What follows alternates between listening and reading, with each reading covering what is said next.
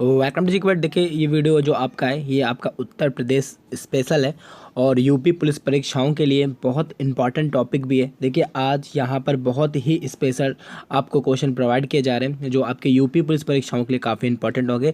और जिन लोगों ने ग्राम विकास अधिकारी का जो एग्ज़ाम फिल किया है वो भी इन वीडियो को कंटिन्यू करते रहे, क्योंकि लगभग सेम सिलेबस है, ऐसे ही क्वेश्चन दोनों ही एग्ज़ाम में पूछे जाते हैं। तो अच्छे से देखते चलिए, आपका लगभग सभी क्वेश्चन कवर होगा। ठीक है, तो उत्तर प्रदेश स्पेशल वीडियो है, तो यहाँ पर आज उत्तर प्रदेश के बारे में बहुत अच्छी जानकारी आपको मिलने वाली है जो आपके एग्ज़ाम के लिए काफ़ी यूज़फुल होगी। तो ठीक है, देख लेते हैं वीडियो को देर ना करते हुए। तो देखिए पहले बात आती है उत्तर प्रदेश के प्रमुख लोकगीत एवं उनके गाए जाने का समय एवं स्थान। ठीक है, तो यहाँ से क्वेश्चन इस बार बहुत अच्छे बने थे, तो इसको मैंने थोड़ा डिस्क्राइब करके किया है क्योंकि यहाँ से क्वेश्चन बनने की उम्मीद बहुत ज़्यादा है फिर से। ठीक है, तो देखिए कजरी जो है इस लोकगीत की उत्पत्ति मानी जाती है मिर्ज़ापुर से। ठीक है, तो याद रखिएगा कि पूछ लिया जाएगा कि अगर मिर्ज़ापुर से किस लोकगीत की उत्पत्ति हुई है तो वो है आपका कजरी। ठीक है, और ये पूर्ण रूप से क्या ये कब गाया जाता है? वर्षा ऋतु में गाया जाने वाला ये एक लोकगीत है। ठीक है, तो इस चीज़ को याद रखिएगा। कजरी गीत की जो उत्पत्ति हुई है ये हुई है मिर्ज़ापुर से, और इसका जो मुख्य रूप से गाया जाता है ये वर्षा ऋतु में गाया जाने वाला लोकगीत है।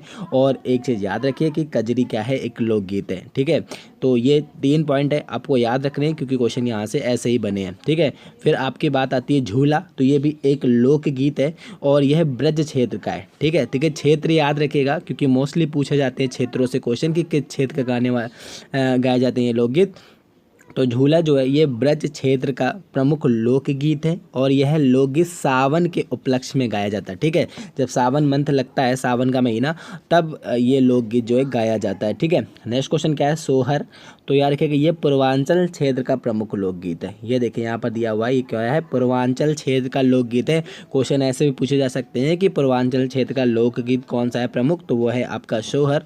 और ये कब गाया जाता है? ये बच्चों के जन्म के अवसर पर गाया जाता है ये गीत। ठीक है, तो इस चीज़ को भी आप याद रखिएगा। नेक्स्ट क्वेश्चन क्या है? अल्लाह, तो याद रखिएगा अल्लाह क्या है? ये एक विशेष रूप से जो कि बुंदेलखंड में गाया जाता है, मोस्ट आईएमपी है। ठीक है, ये बुंदेलखंड में प्रचलित लोकगीत है और यह गीत वीर रस में गाया जाता है। ठीक है, ये भी बहुत इंपॉर्टेंट फैक्ट है।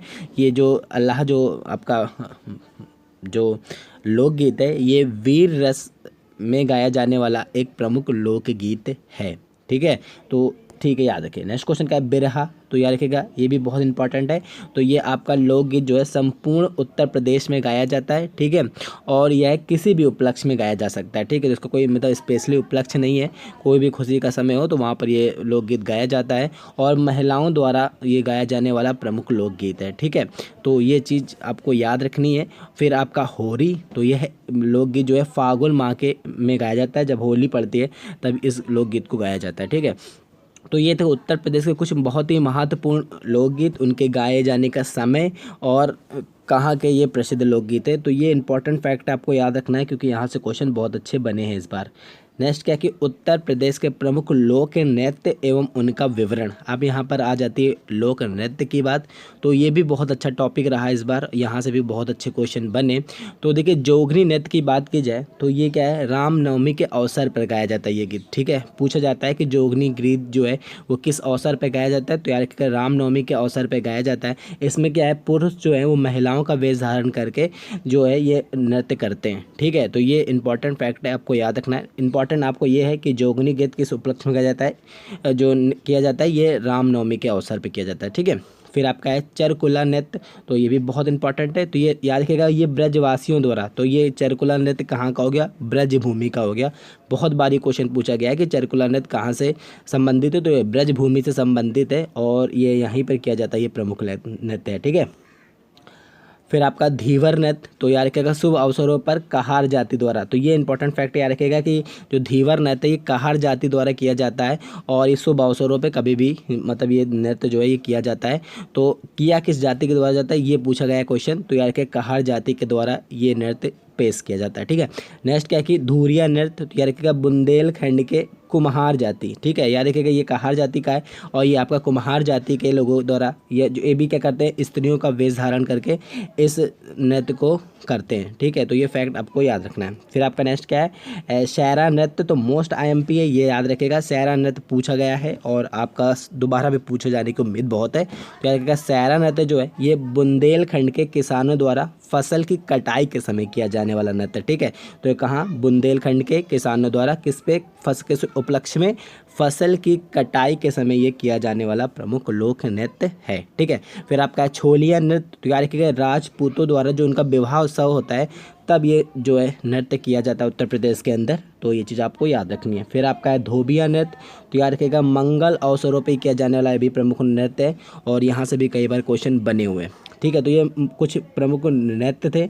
अब बात कर लेते हैं उत्तर प्रदेश के प्रसिद्ध इमारतें एवं उनके निर्माता, ठीक है। तो यहाँ से भी क्वेश्चन बना हुआ है, तो इसको बच्चे देखें। तो देखिए अटाला मस्जिद का निर्माण किसने कराया था, तो ये कराया था इब्राहिम सरकी ने कराया था, ठीक है। फिर आपका संभल मस्जिद, जिसको बोलते हैं बाबरी मस्जिद ही बोलते हैं, तो ये इसका निर्माण कराया था बाबर ने, ठीक है। फिर आपका इमामबाड़ा, तो ये आपका आसफुद्दौला ने कराया था, ठीक है। फिर आपका ताजमहल का निर्माण कराया गया था, ये शाहजहाँ ने कराया था। और आगरा की मोती मस्जिद, तो ये कराई थी शाहजहाँ ने, ठीक है। तो ये इन सभी से क्वेश्चन बनते हैं, तो ठीक से याद रखिए, ठीक है। फिर आपका क्या, उत्तर प्रदेश में लगने वाले प्रमुख मेले एवं उनका आयोजन स्थल, मोस्ट IMP टॉपिक है और यहाँ से भी बहुत अच्छे क्वेश्चन इस बार बने थे। और देखिए बहुत मेले लगते हैं, बहुत कुछ होता है, लेकिन हमने यहाँ पर आपको मोस्टली वो प्रोवाइड किए हैं जो आपके एग्ज़ाम के लिए काफ़ी यूज़फुल हों, ठीक है। तो पहला है मकनपुर मेला, तो याद रखिएगा ये लगता है आपका फर्रुखाबाद के अंदर, ठीक है। फिर आपका नौचंदी मेला, तो ये तो बहुत बार पूछा जाता है, तो याद रखिएगा ये लगता है मेरठ में। फिर आपका है सैयद सलार मेला, तो ये आपका लगता है बहराइच में, ठीक है। फिर आपका है नैसी सैरण मेला, तो ये लगता है सीतापुर में। फिर आपका कुंभ मेला, तो लगभग लोग जानते होंगे इसको, तो ये लगता है आपका इलाहाबाद में। बटेश्वर मेला, तो ये आपका लगता है आगरा के अंदर, ठीक है। फिर आपका देवा शरीफ मेला, तो ये लगता है आपका बाराबंकी के अंदर। और दादरी मेला लगता है आपका बलिया के अंदर, ठीक है। तो ये फैक्ट्स हैं, आपको थोड़े से याद रखने पड़ेंगे। नेक्स्ट क्या है कि उत्तर प्रदेश के प्रमुख मंदिर एवं उनकी स्थिति, तो यहाँ से भी क्वेश्चन बनने की उम्मीद है, तो उसको भी अच्छे से देख लीजिए। तो देखिए गोरखनाथ मंदिर जो है ये आपका गोरखपुर में है और यहाँ पर एक मेला लगता है खिचड़ी मेला, ठीक है, बहुत प्रसिद्ध मेला है, तो उसको भी आप याद रखिए। लेकिन मोस्टली मंदिर का जो स्थान है वो है गोरखनाथ मंदिर, तो अपने नाम से ही पता चल रहा है, तो ये गोरखपुर का है, ठीक है।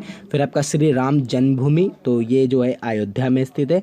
फिर आपका हनुमान गढ़ी, तो ये आपका है अयोध्या में, ठीक है। फिर आपका कृष्ण बलराम मंदिर, तो ये आपका स्थित है वृंदावन के अंदर। और पतालपुरी मंदिर, तो ये आपका स्थित है इलाहाबाद के अंदर, ठीक है। फिर शीश महल जो स्थित है, ये बहुत अच्छा क्वेश्चन, ये कई बार पूछा गया, तो यार क्या शीश महल स्थित है वृंदावन में, ये शीशे से बना हुआ मंदिर है, तो काफ़ी इंपॉर्टेंट है। फिर आपका श्री कृष्ण जन्मभूमि, तो ये आपका मथुरा में, तो मोस्टली लोग जानते होंगे। और श्री काशी विश्वनाथ मंदिर, तो ये उत्तर प्रदेश का सबसे बड़ा मंदिर भी है, तो ये आपका स्थित है वाराणसी के अंदर, ठीक है। तो ये फैक्ट वाले मंदिर है जो आपको याद करने होंगे, क्योंकि यहाँ से क्वेश्चन बने हुए हैं।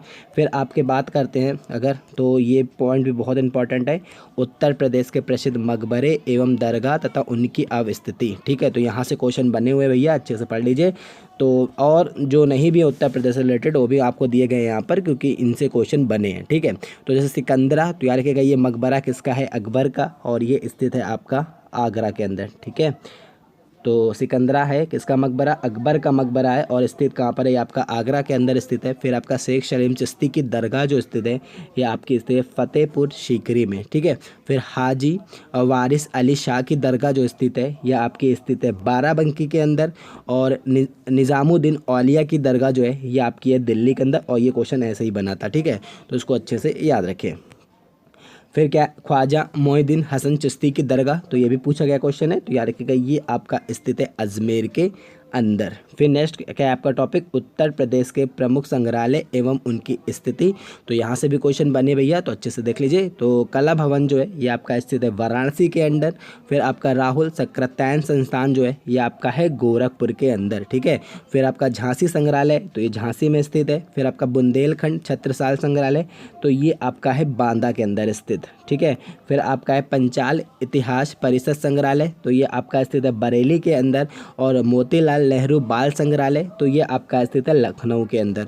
तो ये उत्तर प्रदेश के बहुत ही महत्वपूर्ण टॉपिक थे, और ये समझ ले यहाँ अगर आपने अच्छे से पढ़ लिए तो ये क्वेश्चन श्योरिटी आपको मिलेंगे। आई होप आपको ये वीडियो पसंद आएगा, अगर आए तो please like and share. Thank you.